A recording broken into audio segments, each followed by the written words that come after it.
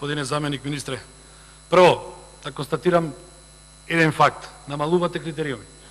Континуирано намалувате критериуми за прием во многу закони. Второ, сте со двојни аршини. За овој закон намалувате критериуми за да можат што повеќе кандидати да конкурираат. За законот за аудиовизуелни услуги го држите критериумот, главата е нов, за да се намали бројот на кандидати што ќе конкурираат. Значи, зборам како парламентарно мнозинство, како влада. Ако заземите еден курс, дај држете го. Немојте за еден закон вака, за друг вака.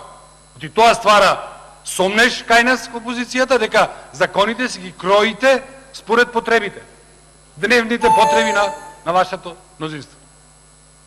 И последната работа, што ми се чини дека не е техничка измена, со инкорпорирање на човек од Министерството за правда во комисијата за ревизија на процесот, се отвара голема дилема. Дали тој човек нема утре друен да влијае на тој процес, тоест дали извршната власт нема да се меша во овој процес.